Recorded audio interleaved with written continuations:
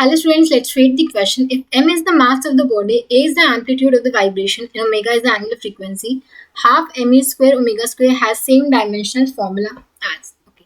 So हमें m यहाँ पे मास है, a एम्पलीट्यूड है, ओमेगा एंगुलर फ्रीक्वेंसी, हमें देखना है कि इसके जो डायमेंशन होंगे वो किसके डायमेंशन के इक्वल है. ठीक है. तो पहले half M square omega square इसके डायमेंशन निकाल लेते हैं. हाफ तो डायमेंशनलेस है, m के डायमेंशन m, a क्या है एम्पलीट्यूड, मतलब एम्पलीट्यूड एक तरह से लेंथ ही होता है, इसके डायमेंशन एम्पलीट्यूड के लेंथ के डायमेंशन क्या होते हैं, लेंथ के डायमेंशन के इक्वल. तो ए क्या हो जाएगा एल स्क्वायर. ओमेगा क्या है फ्रीक्वेंसी, एंगुलर फ्रीक्वेंसी है, एंगुलर फ्रीक्वेंसी का फॉर्मूला क्या होता है 2π/t. तो जो ओमेगा के डायमेंशन होते हैं t-1 के इक्वल होते हैं, क्योंकि 2π यहाँ डायमेंशन लेस होता है.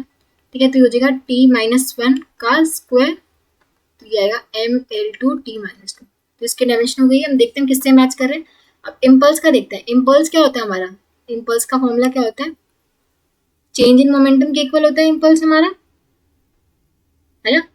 तो यहाँ से अगर मोमेंटम के डायमेंशन क्या होते हैं हमारे, मोमेंटम एक तरह से मास इनटू वेलोसिटी होते हैं. तो ये मास ही होंगे m, वेलोसिटी क्या होते हैं lt-1. तो चेंज इम्पल्स के डायमेंशन होते हैं हमारे mlt-1.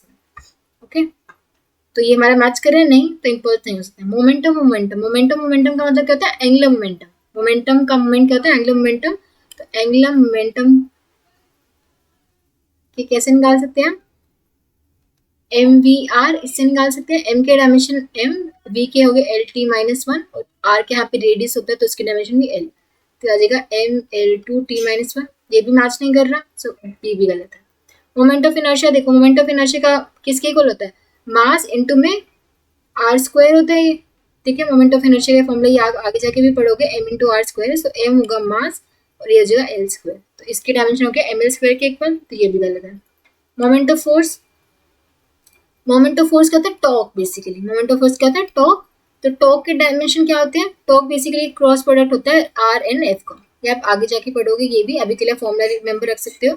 तो टॉर्क हम लिख सकते हैं, मतलब आर के डायमेंशन होते हैं हमारे पास एल के, और फोर्स के डायमेंशन के इक्वल होते हैं ml-t-2 के इक्वल. ठीक है. तो यहाँ से आ जाता है ml2 t-2. देख सकते हैं हमारा टॉर्क हमारा इससे मैच कर रहे हैं.